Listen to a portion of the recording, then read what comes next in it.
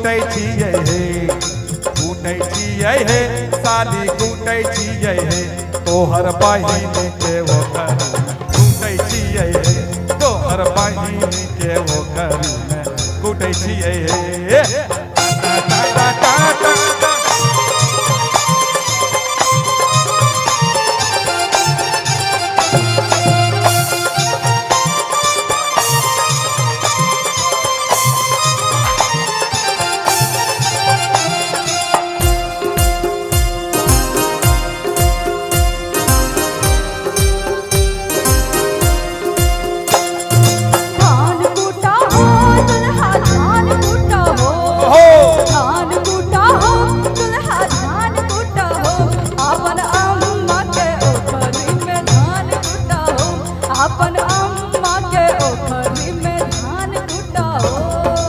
कूटै छियै हे साली कूटै छियै हे, कूटै छियै हे सोम्या कूटै छियै हे, अपन साली के ओकर में कूटै छियै हे, अपन साली के ओकर में कूटै छियै हे।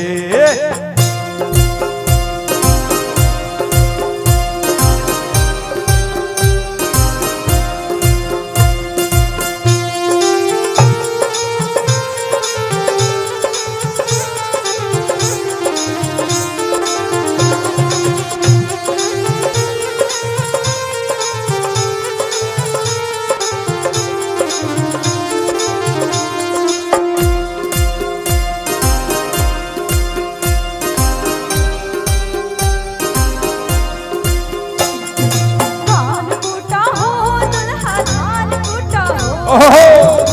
कूटा हो दुल्हा धान कूटा हो, अपन चाची के ओखरी में धान कूटा हो, अपन चाची के ओखरी में धान कूटा हो।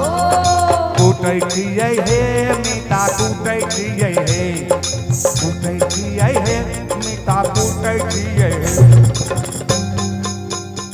अपन सरहज के ओखरी में कूटै छियै हे, अपन सरहज के ओखरी में कूटै छियै हे, तोहर बहिनी के ओखरी में कूटै छियै हे, अपन बहिनी के ओखरी में धान कूटा हो, अपन सरहज के ओखरी में कूटै छियै हे, अपन बुआ के ओखरी में धान कूटा हो, अपन साली के ओखरी में धान कूटा हो, अपन चाची के ओखरी में धान कूटा हो। अरे कूटै छियै हे, कूटै छियै हे, धान कूटा हो, धान कूटा हो। अरे तोरी रियाज कर रही है, रियाज कर रही है, बहुत बढ़िया बहुत बढ़िया।